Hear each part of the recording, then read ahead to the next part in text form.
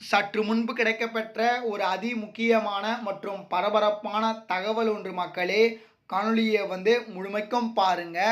அதாவது கரூர் சம்பவம் தொடர்பான வழக்கில் நீதிமன்றத்தில் திடீர் அதிரடியான தீர்ப்பு. அதாவது தாவேகாவினர் சொன்னது போலவே நீதிபதி இந்த வழக்கை சிபிஐசிக்கு மாற்றியிருக்கிறார்கள்.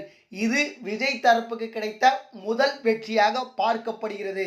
ஆனால் இன்னும் ஒரு தரப்பு என்ன சொல்றாங்கன்னா, எலியிடம் தப்பித்து புலியிடம் மாட்டிக்கொண்டாரா விஜய் அப்படின்ட்டு ஏகப்பட்ட விமர்சனங்கள் தற்பொழுதும் வைக்கப்பட்டு இருக்கிறது. 1000 விமர்சனங்கள் வைத்தாலும் அந்த விமர்சனத்தை எல்லாம் தவிடுபடியாக்கி விட்டு தாவேகாவினர்கள் முன்னேறி கொண்டிருக்கிறார்கள். இதை பற்றி தான் அந்த காணொலியை பார்க்க போகிறோம்.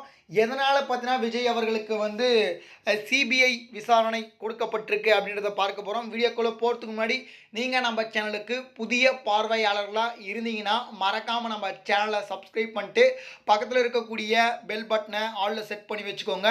அப்போ தான் நம்ம போகிற ஒவ்வொரு அப்டேட்டும் பார்த்தீங்கன்னா உங்களுக்கு நோட்டிஃபிகேஷனில் வரும்.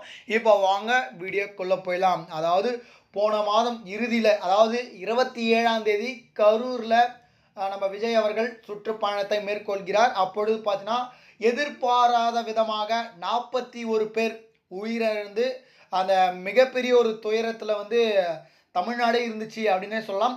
இந்த ஒரு சமயத்தில் பார்த்தீங்கன்னா அதுக்கு முழுக்க முழுக்க பார்த்தீங்கன்னா பொறுப்பு விஜயும் மற்றும் பார்த்தீங்கன்னா அரசாங்கம் தான் அப்படின்ற மாதிரி சொன்னாங்க. ஆனால் ஒரு பக்கம் ஏகப்பட்ட விமர்சனங்கள் விஜய் மேலும் வைக்கப்பட்டது. ஆனால் நம்முடைய அரசாங்கத்தின் மீதும் வைக்கப்பட்டது. அதாவது போதிய போலீஸ் பாதுகாப்பு கிடையாது அப்படின்னு சொல்லிட்டு ஏகப்பட்ட குற்றச்சாட்டுகள். என்னதான் பார்த்தீங்கன்னா விஜய் பக்கம் பார்த்தீங்கன்னா விமர்சனங்கள் வைக்கப்பட்டாலும் அது எதிர்கட்சி மற்றும் விஜய்க்கு எதிராக இருப்பவர்கள் வைத்தார்கள். ஆனால் நாங்கள் கூட்டத்திற்கு அதாவது அவங்களுடைய உறவினரை இழந்தவங்க கூட பார்த்தீங்கன்னா விஜய் அவர்கள் மேலே குற்றம் சொல்லலை, போலீஸ் மீது தான் பார்த்தீங்கன்னா குற்றத்தை சொன்னாங்க. சரிங்களா, இது ஒரு பக்கம் இருக்கக்கூடிய சூழ்நிலையில் பார்த்தீங்கன்னா இதெல்லாம் எல்லாருக்குமே தெரிஞ்ச ஒரு விஷயம்தான். எதுக்கு வழக்கை சிபிஐசிக்கு மாற்றிருக்காங்க, சிபிஐயில் என்னென்ன மாதிரியான அடுத்த கட்டமான நடவடிக்கை எடுக்க போகிறாங்க அப்படின்றத பார்க்க போகிறோம். நீதிபதி சொன்ன உத்தரவு என்ன அப்படின்றதையும் நம்ம பார்ப்போம். அதாவது நீதிபதி கொடுத்த சராமாரியான பதிலடி இது யாருக்கு இருக்கும் அப்படின்றத நான் இப்போ சொல்ல போகிறதுலே உங்களுக்கு தெரிஞ்சிடும். அதாவது குறிப்பாக பார்த்தீங்கன்னா நீதிபதியோடைய கேள்வி என்னவாக இருக்குன்னா, கரூரில் அதாவது பார்த்தீங்கன்னா அந்த விவகாரம் நடந்தது, கூட்ட நெரிசலில் இறந்து போயிட்டாங்க 41 பேர். சரிங்களா, இந்த ஒரு சூழ்நிலையில் பார்த்தீங்கன்னா அப்போ உடனடியாக முதலமைச்சர் 1 மணிக்கு வராரு. சரிங்களா, அப்போ பார்த்தீங்கன்னா ப்ரெஸ்ஸில் உடனடியாக பார்த்தீங்கன்னா தனி நீதிபதி குழு ஒன்று அமைக்கிறாரு. அப்போ பார்த்தீங்கன்னா சென்னை நீதிமன்றத்தில் இந்த வழக்கை பதிவு செஞ்சாங்க. உடனடியாக பதிவு செய்வதற்கான காரணம் என்ன, விஜய் அவர்கள் தான் குற்றவாளி அப்படின்ற மாதிரி பார்த்தீங்கன்னா நீங்கள் ஆல்ரெடி இது பண்ணிட்டீங்களா அப்படின்ற மாதிரிலாம் சொல்லியிருந்தாங்க நீதிமன்றத்தில். அது மட்டும் இல்லாமல் பார்த்தீங்கன்னா 41 பேரையும் இதுதான் வழக்கில் மிகப்பெரிய ஒரு திருப்பத்தை ஏற்படுத்திய ஒரு தருணம் அப்படின்னு கூட சொல்லலாம். அதாவது 41 பேருக்கு எப்படி உடனடியாக உடல் குராய்வு செஞ்சீங்க அப்படின்ற ஒரு தகவலை பதிவு அங்கே வைக்கிறாங்க. குறிப்பாக அவங்க சொல்கிறதும் கரெக்ட் தான்.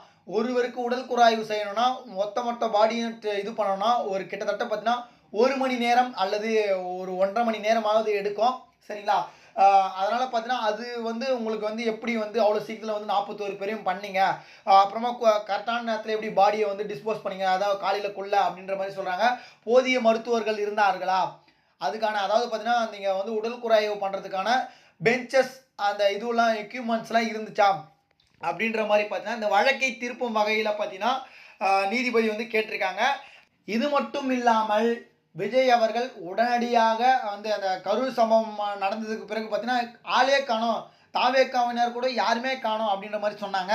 அதெல்லாம் கிடையவே கிடையாது. அதாவது விஜய் மட்டும்தான் சென்று விட்டாராம். தாவேகாவுடைய நிர்மல்குமார், குஷி ஆனந்த் இவர்கள்லாம் பார்த்தீங்கன்னா அதாவது அந்த கரூர் எல்லைக்கு வெளியே பார்த்தீங்கன்னா நின்று இருக்கிறார்கள். மாவட்ட செயலாளர் வர வேணாம், போலீஸ்லாம் தடுத்துருக்காங்க, இப்போதைக்கு நீங்கள் வந்தால் பிரச்சனையாயிடும், கலவரமாயிடும், நீங்கள் வராதிங்க அப்படின்ற மாதிரி சொன்னதுனால அவங்க ஊர் எல்லையிலேயே பார்த்தீங்கன்னா நின்றுருக்காங்க. அதாவது பார்த்தீங்கன்னா அந்த கவுண்ட் அதிகமாக, அதாவது உயிரிழப்பு அதிகமாக பார்த்தீங்கன்னா அங்கேயே நின்று இருக்காங்க. இது மட்டும் இல்லாமல் பார்த்தீங்கன்னா ஏகப்பட்ட திருப்பங்கள் இந்த வழக்கில் இருக்குது அப்படின்னு தெரிஞ்சு நீதிபதி அவர்கள் பார்த்தீங்கன்னா தாவேகாவினர் பார்த்தீங்கன்னா இந்த வழக்கை சிபிஐக்கு மாற்ற வேண்டும் அப்படின்னு சொன்னதுக்கு பார்த்தீங்கன்னா அவர்கள் கோரிக்கை ஏற்று இந்த வழக்கை சிபிஐக்கு மாற்றியிருக்கிறார்கள். இது விஜய் தரப்புக்கு கிடைத்த முதல் வெற்றியாக பார்க்கப்படுகிறது. சிபிஐ பார்த்தீங்கன்னா 2 நீதிபதிகளை கொண்ட அமர்வும் அதுக்கப்புறம் பார்த்தீங்கன்னா 2 முக்கியமான ஐஏஎஸ் அதிகாரிகளும் பார்த்தீங்கன்னா இந்த வழக்கில் வந்து பங்கு பெறுவார்கள் அப்படின்ற மாதிரி வந்து சொல்லியிருக்காங்க. அதனால் பார்த்தீங்கன்னா இந்த வழக்கு தீர்ப்பு யாருக்கு சாதகமாக கிடைக்கும் அப்படின்னு சொல்லிட்டு பார்ப்போம். இப்போவே விஜய் தரப்புலாம் சொல்லிட்டாங்க, உண்மை ஒரு நாள் வெல்லும், இந்த உலகம் உன் பெயர் சொல்லும் அப்படின்ற ஒரு வாசகத்தை பார்த்தீங்கன்னா விஜய் பேனரில் வந்து வச்சு பார்த்தீங்கன்னா நோட்டீஸ் ஒட்ட ஆரம்பிச்சிட்டாங்க. பொறுத்திருந்து பார்ப்போம் என்ன மாதிரியான தகவல்கள் நமக்கு கிடைக்கப்படுகிறது. நம்ம சேனலை சப்ஸ்கிரைப் பண்ணி வச்சுங்க. நன்றி.